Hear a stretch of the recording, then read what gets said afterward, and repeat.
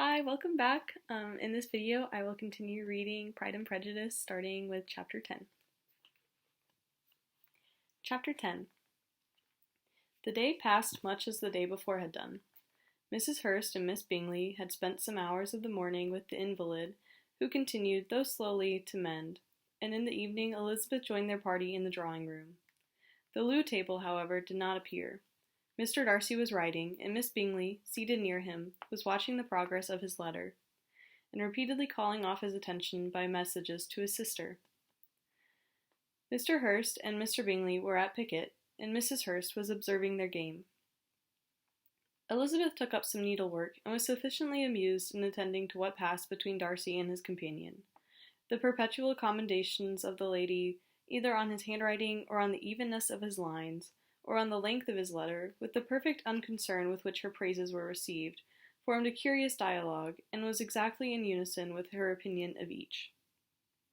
"How delighted Miss Darcy will be to receive such a letter!" He made no answer. "You write uncommonly fast." "You are mistaken. I write rather slowly." "How many letters you must have occasion to write in the course of the year! Letters of business, too! How odious I should think them!" "It is fortunate, then, that they fall to my lot instead to yours." "Pray tell your sister that I long to see her." "I have already told her so once, by your desire." "I am afraid you do not like your pen. Let me mend it for you. I mend pens remarkably well." "Thank you, but I always mend my own." "How can you contrive to write so even?" He was silent. "Tell your sister I am delighted to hear of her improvement on the harp, and pray let her know that I am quite in raptures with her beautiful little design for a table, and I think it infinitely superior to Miss Grantley's." "Will you give me leave to defer your raptures till I write again? At present I have not room to do them justice." "Oh, it is of no consequence. I shall see her in January. But do you always write such charming long letters to her, Mr. Darcy?" "They are generally long, but whether always charming it is not for me to determine. It is a rule with me that a person who can write a long letter with ease cannot write ill." "That will not do for a compliment to Darcy, Caroline," cried her brother, "because he does not write with ease. He studies too much for words of 4 syllables. Do not you, Darcy?" "My style of writing is very different from yours." "Oh!" cried Miss Bingley, "Charles writes in the most careless way imaginable. He leaves out half his words, and blots the rest." "My ideas flow so rapidly that I have not time to express them, by which means my letters sometimes convey no idea at all to my correspondents." "Your humility, Mr. Bingley," said Elizabeth, "must disarm reproof." "Nothing is more deceitful," said Darcy, "than the appearance of humility. It is often only carelessness of opinion, and sometimes with an indirect boast." "And which of the two do you call my little recent piece of modesty?" "The indirect boast, for you are really proud of your defects in writing, because you consider them as proceeding from a rapidity of thought and carelessness of execution, which if not estimable, you think at least highly interesting. The power of doing anything with quickness is always much prized by the possessor, and often without any attention to the imperfection of the performance. When you told Mrs. Bennet this morning that if you ever resolved on quitting Netherfield, you should be gone in 5 minutes, you meant it to be sort of panegyric, of compliment to yourself, and yet what is there so very laudable in a precipitance which must leave very necessary business undone, and could be of no real advantage to yourself or anyone else?"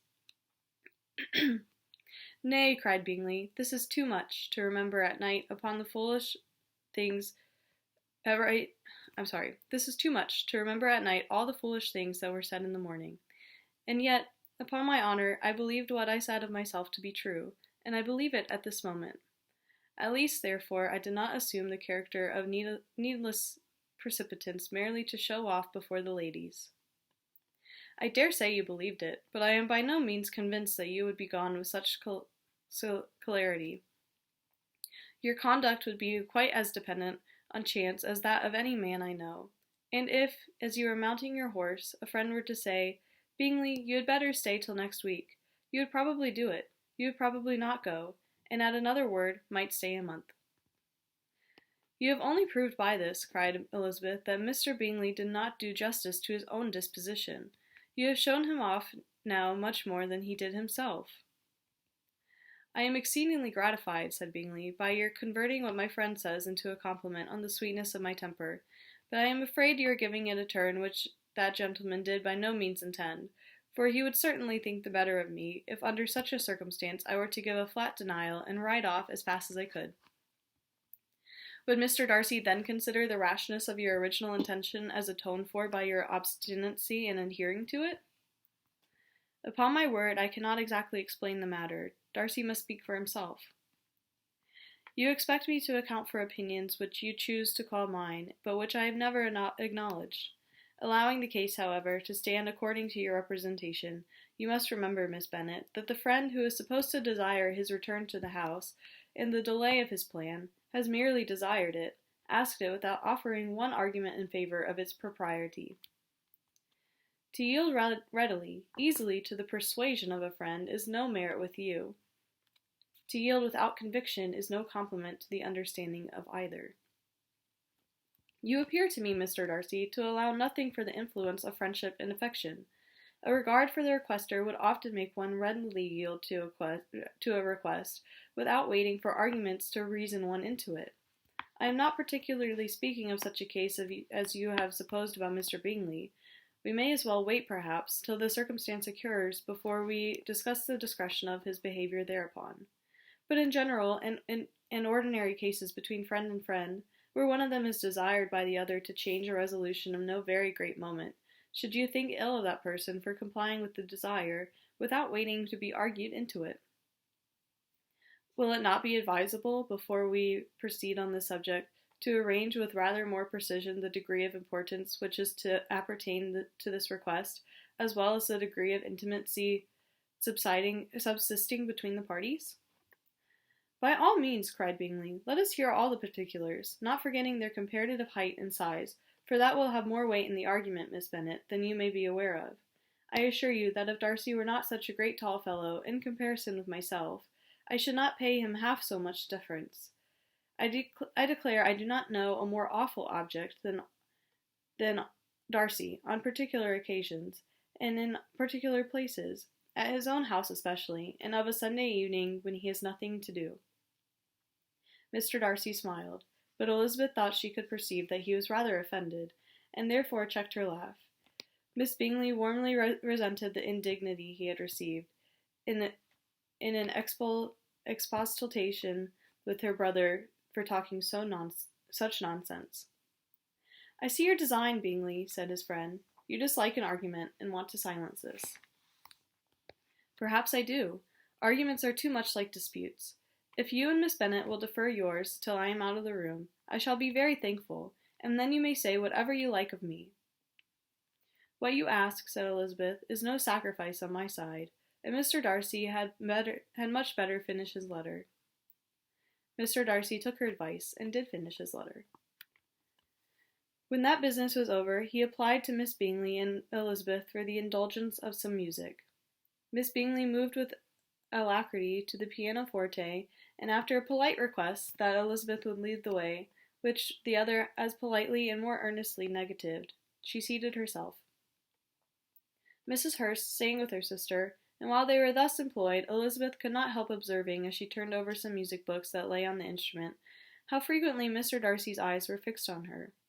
She hardly knew how to suppose that she could be an object of admiration to so great a man, and yet that he should look at her because he disliked her was still more strange.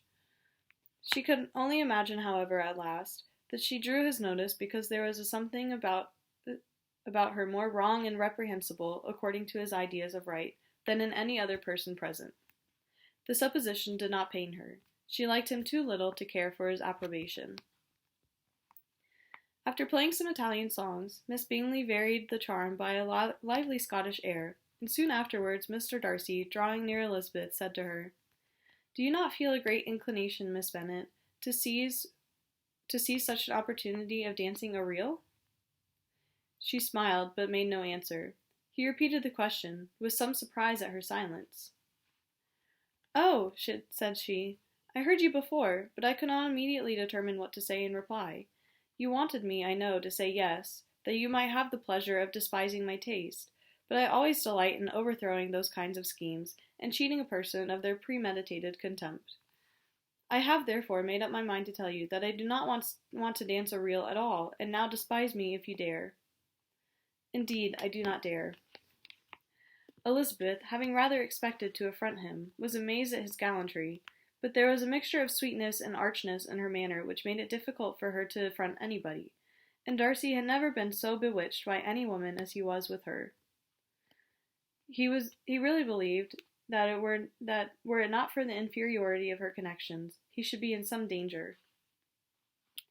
Miss Bingley saw, or suspected enough to be jealous, and her great anxiety for the recovery of her dear friend Jane received some assistance from her desire of getting rid of Elizabeth. She often tried to provoke Darcy into disliking her guest, by talking of their supposed marriage, and planning his happiness in such an allegiance. "I hope," said she, as they were walking together in the shrubbery the next day, "you will give your mother-in-law a few hints, when this desirable event takes place, as to the advantage of holding her tongue, and if you can compass it, do cure the younger girls of running after the officers. And, if I may mention so delicate a subject, endeavor to check out that little something, bordering on conceit and impertinence which your lady possesses. Have you anything else to propose for my domestic felicity?"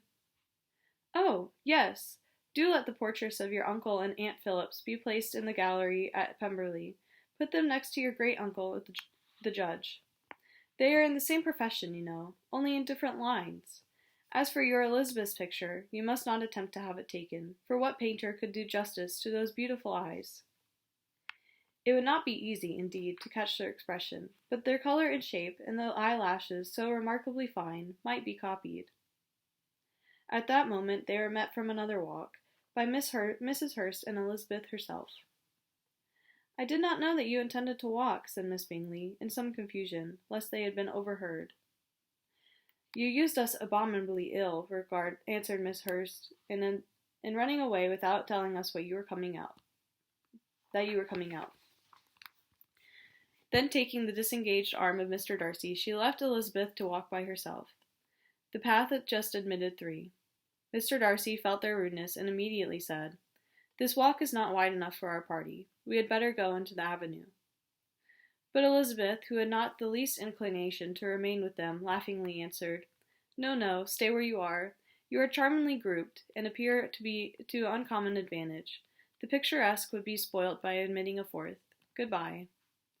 She then ran gaily off, rejoicing as she rambled about, in the hope of being at home again in a day or 2. Jane was already so much recovered as to intend leaving her room for a couple of hours that evening. Chapter 11. When the ladies were moved after dinner, Elizabeth ran up to her sister, and seeing her well guarded from the cold, attended her into the drawing-room, where she was welcomed by her 2 friends with many professions of pleasure, and Elizabeth had never seen them so agreeable as they were during the hour which passed before the gentlemen appeared. Their powers of conversation were considerable. They could describe an entertainment with accuracy, relate an anecdote with humor, and laugh at their acquaintance with spirit. But when the gentlemen entered, Jane was no longer the first object. Miss Bingley's eyes were instantly turned towards Darcy, and she had something to say to him before he had advanced many steps. He addressed himself directly to Miss Bennet, with a polite congratulation. Mr. Hurst also made her a slight bow, and said he was very glad, but diffuseness and warmth remained for Bingley's salutation. He was full of joy and attention. The first half-hour was spent in piling up the fire, lest she should suffer from the change of room, and she removed at his desire to the other side of the fireplace, that she might be farther from the door. He then sat down by her, and talked scarcely to anyone else. Elizabeth, at work in the opposite corner, saw it all with great delight. When tea was over, Mr. Hurst reminded his sister-in-law of the card-table, but in vain. She had obtained private intelligence that Mr. Darcy did not wish for cards, and Mr. Hurst soon found even his open petition rejected. She assured him that no one intended to play, and the silence of the whole party on the subject seemed to justify her. Mr. Hurst had therefore nothing to do but to stretch himself on one of the sofas and go to sleep. Darcy took up a book, Miss Bingley did the same, and Mrs. Hurst, principally occupied in playing with her bracelets and rings, joined now and then in her brother's conversation with Miss Bennet. Miss Bingley's attention was quite as much engaged in watching Mr. Darcy's progress through his book as in reading her own, and she was perpetually making either some inquiry or looking at his page. She could not win him, however, to any conversation. He merely answered her question and read on. At length, quite exhausted by the attempt to be amused with her own book, which she had only chosen because it was the second volume of his, she gave a great yawn and said, "How pleasant it is to spend an evening in this way! I declare, after all, there is no enjoyment like reading. How much sooner one tires of anything than of a book! When I have a house of my own, I shall be miserable if I have not an excellent library." No one made any reply. She then yawned again, threw aside her book, and cast her eyes round the room in quest of some amusement, when hearing her brother mention a ball to Miss Bennet, she turned suddenly towards him and said, "By the by, Charles, are you really serious in meditating a dance at Netherfield? I would advise you, before you determine it, to consult the wishes of the present party. I am much mistaken if there are not some among us to whom a ball would be rather a punishment than a pleasure." "If you mean Darcy," cried her brother, "he may go to bed, if he chooses, before it begins. But as for the ball, it is quite a settled thing, and as soon as Nicholas has made white soup enough, I shall send around my cards." "I should like balls infinitely better," she replied, "if they were carried on in a different manner, but there is something insufferably tedious in the usual process of such a meeting. It would surely be much more rational if conversation instead of dancing made order of the day." "Much more rational, my dear Caroline, I dare say, but it would not be so much like a ball." Miss Bingley made no answer, and soon afterwards got up and walked about the room. Her figure was elegant, and she walked well, but Darcy, at whom it was well aimed, was still inflexibly studious. In the desperation of her feelings, she resolved on one effort more, and turning to Elizabeth, said, "Miss Eliza Bennet, let me persuade you to follow my example, and take a turn about the room. I assure you it is very refreshing after sitting so long in one attitude." Elizabeth was surprised, but agreed to it immediately. Miss Bingley succeeded no less in the real object of her civility. Mr. Darcy looked up. He was as much awake to the novelty of attention in that quarter as Elizabeth herself could be, and unconsciously closed his book. He was directly invited to join their party, but he declined it, observing that he could imagine but two motives for their choosing to walk up and down the room together, with either of which motives his joining them would interfere. What could he mean? She was dying to know what could be his meaning, and asked Elizabeth whether she could at all understand him. "Not at all," was her answer, "but depend on it, he means to be severe on us, and our surest way of disappointing him will be to ask nothing about it." Miss Bingley, however, was incapable of disappointing Mr. Darcy in anything, and persevered therefore in requiring an explanation of his two motives. I have not the smallest objection to explaining them," said he, as soon as she allowed him to speak. "You either choose this method of passing the evening because you are in each other's confidence and have secret affairs to discuss, or because you are conscious that your figures appear to the greatest advantage in walking. If the first, I should be completely in your way, and if the second, I can admire you much better as I sit by the fire." "Oh, shocking!" cried Mrs. Bingley. "I never heard anything so abominable. How shall we punish him for such a speech?" "Nothing so easy if you have but the inclination," said Elizabeth. "We can all plague and punish one another. Tease him, laugh at him. Intimate as you are, you must know how it is to be done." "But on my honor, I do not. I do assure you that my intimacy has not yet taught me that. Tease calmness of temper and presence of mind? No, I feel he may defy us there. And as to laughter, we will not expose ourselves, if you please, by attempting to laugh without a subject. Mr. Darcy may hug himself." "Mr. Darcy is not to be laughed at," cried Elizabeth. That is an uncommon advantage, and uncommon I hope it will continue, for it would be a great loss to me to have many such acquaintance. I dearly love a laugh. Miss Bingley, said he, has given me credit for more than can be. The wisest and best of men, nay, the wisest and best of their actions, may be rendered ridiculous by a person whose first object in life is a joke. Certainly, replied Elizabeth, there are such people, but I hope I am not one of them. I hope I never ridicule what is wise or good. Follies and nonsense, whims and inconsistencies do divert me, I own, and I laugh at them whenever I can. But these, I suppose, are precisely what you are without. Perhaps that is not possible for anyone, but it has been the study of my life to avoid those weaknesses which often expose a strong understanding to ridicule, such as vanity and pride. Yes, vanity is a weakness indeed, but pride, where there is a real superiority of mind, pride will always be under good regulation. Elizabeth turned away to hide a smile. Your examination of Mr. Darcy is over, I presume, said Miss Bingley. And pray, what is the result? I am perfectly convinced by it that Mr. Darcy has no defect. He owns it himself without disguise. No, said Darcy, I have made no such pretension. I have faults enough, but they are not, I hope, of understanding. My temper I dare not vouch for.